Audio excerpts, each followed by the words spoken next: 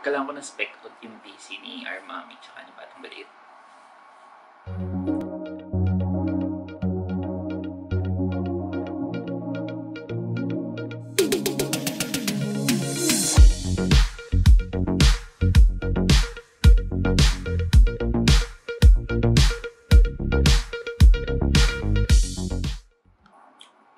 Hi YouTube, this is Papa Keeves, and you just caught me taking a break.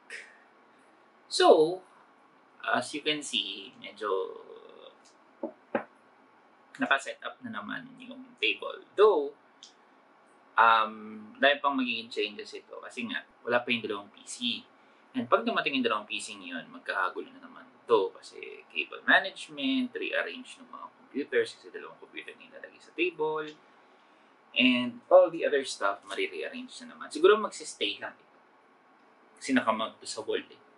So, yun. And I think it's time na rin na pag-isipan ko na yung specs na may PC ni ARmomMY tsaka ni Batang Maliit. Technically, ang mangyayari kasi may isang PC na nandito. Lahat ng parts nito, paghahatian ng dalawang PC. More or less, yung magiging PC ko, may iwan sa akin is the CPU, the motherboard, yung RAM, yung extra RAM, the Corsair LPX, Vengeance LPX, yung mga storage na naka-install na, and the GPU. Tapos yung may iwan kay ARmomMY siya kay Batang Maliit, tapos ipupunuin ko yung mga nakuwang parts. So, siguro yung mas madali is yung mine kasi yung mga major parts is nandyan pa. I'll keep the 5600X, the B550 Aorus Elite, yung MSI 5600 RX 5600 XT, yung 500 gigabytes na SSD and the 2 terabytes na hard drive, and that's it. So, ang kulang lang is case and power supply. Oh, tsaka iwan ko rin pala yung Gammaxx, yung cooler. Iwan ko kila ARmomMY tsaka kay kasi I'm thinking of getting a beefier cooler para in the future pag mag-upgrade ako to either a 5900X or a 5950X or kahit na anong higher core and thread count na CPU, kayang i-handle nung magiging cooler ko. So speaking of the cooler, I'm leaning towards a NHD15, Noctua NHD15 Pro Max, the black one.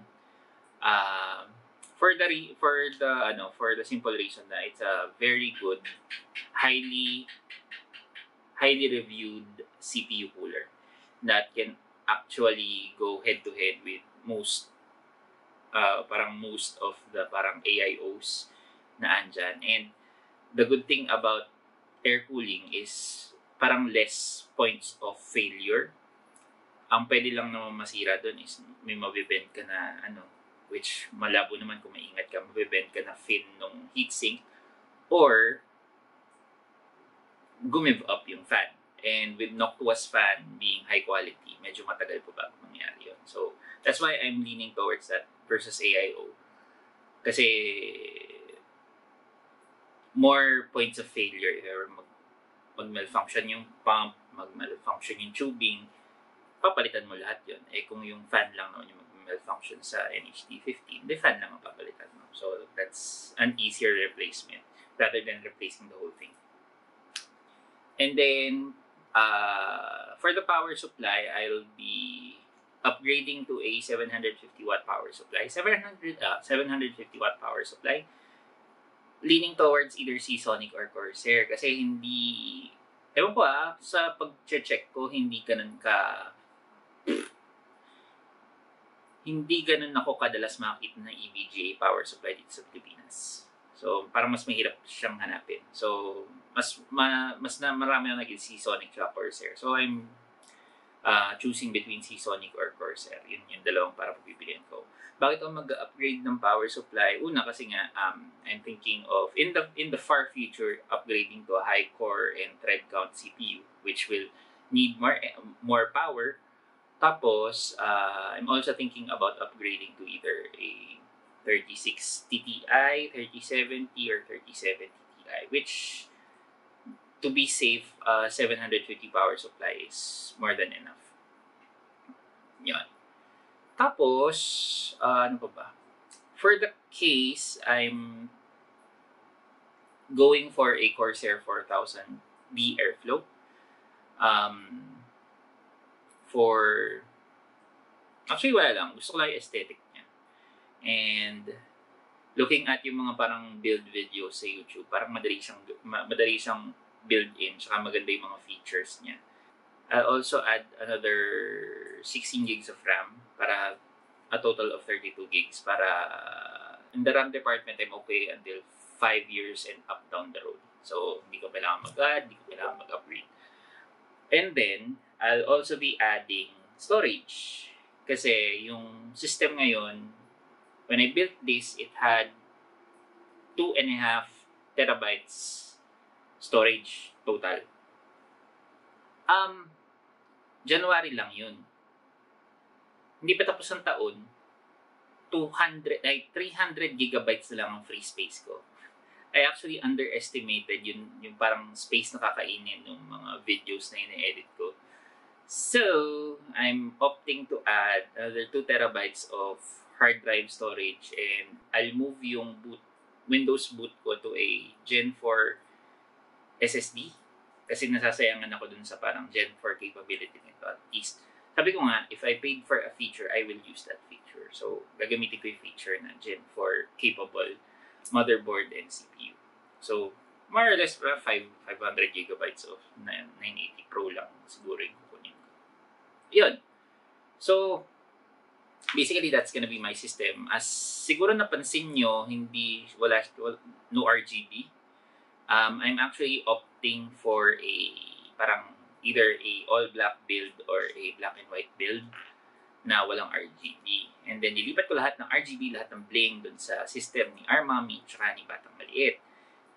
Kasi, una, for ARmomMY, pwede ko i-customize yung lights ng system to reflect purple, which is yung color ng BTS.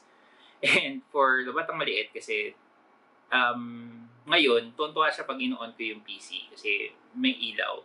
And then, lagi niya pinapa-change sa akin para either mag-ibang color, magsasabi siya ng color, tapos ililipat ko sa color na yun. Or gusto niya yung parang rainbow, tapos i-on ko yung rainbow gamit nung lahat ng lights dito. So, at least, yung enjoyment na yun, ililipat ko lahat talaga sa kanya. So, lahat ng RGB nandun na. So, syempre, ang kulang sa kanya is yung mga main parts, which is CPU and the GPU. So, yung parang logic ko while speccing out yung PC ni ARmomMY tsaka ni Batang Maliit is I wanted to grow with Batang Maliit. Kasi we're looking at parang homeschooling as a parang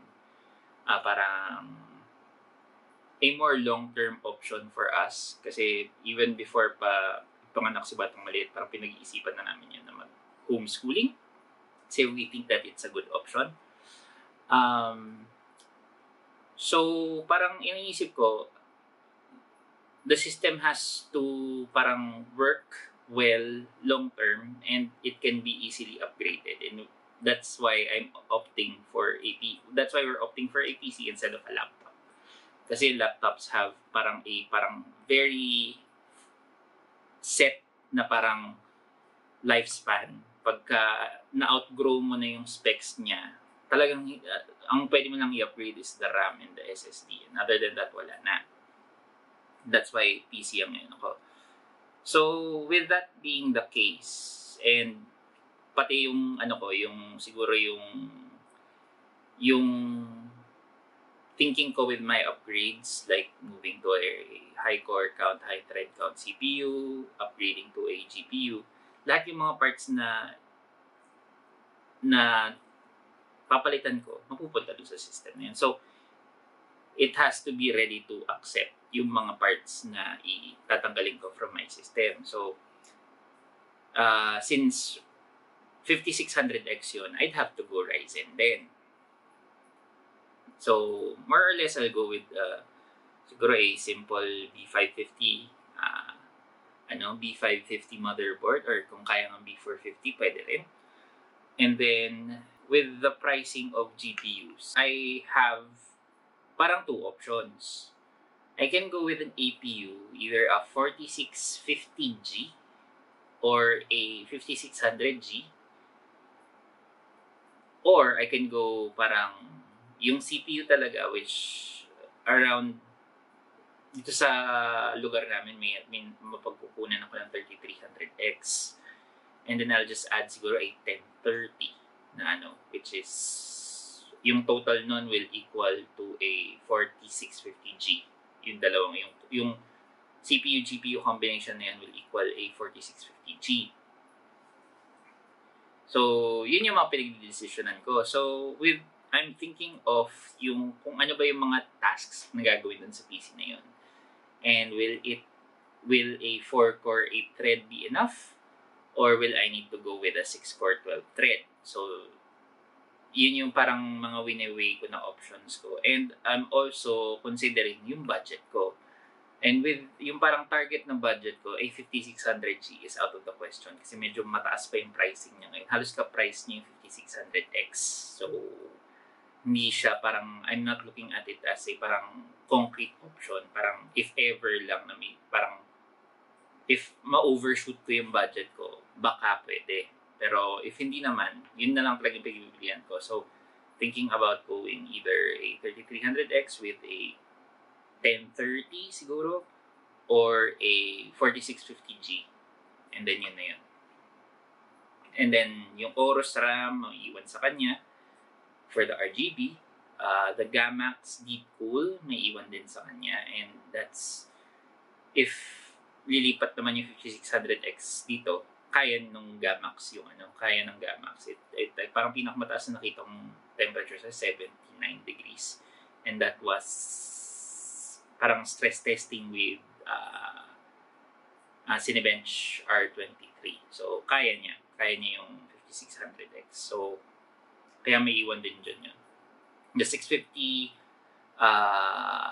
watt power supply is parang more than enough for that system. Even pagka nilipat ko yung 5600XT ulit dito, kaya niya since gumagana naman siya ngayon. And then I'll just go with a 1TB SSD, NVMe SSD, Gen 3 lang siguro. Kasi hindi naman nila kailangan yung hyper-fast read and write speeds. And 2TB hard drive ulit. Kasi ma-media rin si ARmomMY. Especially mga pictures ng batang maliit, pictures namin, mga videos, tsaka pictures ng batang maliit, tsaka pictures namin. So, medyo makain din sa storage if ever. That's basically yung mga specs na I'm thinking about pagka yun ng yung PC na ni ARmomMY tsaka ni batang maliit. So, hopefully I'll go about it buying the parts piecemeal while nag-accumulate ako ng budget. Pag nakuha ko ng parang enough budget for a certain part, baka doon ako bibili, then moving forward hanggang makompleto ko siya. So hopefully before the year ends, makompleto ko siya.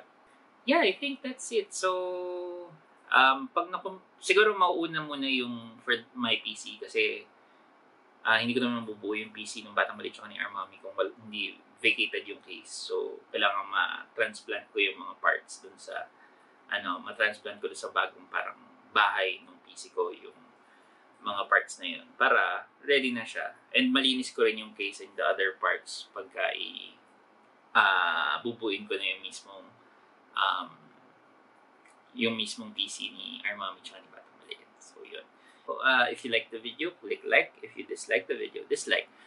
If you have any comments, questions, or suggestions, just put them in the comments section below. If you want to check out my previous videos, just go to my YouTube channel and look at my video library.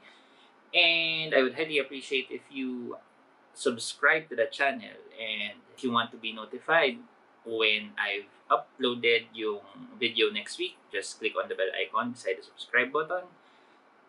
And yeah, I think that's it. So, hope you can chill with me again next week when the stay-at-home dad takes another break. Bye!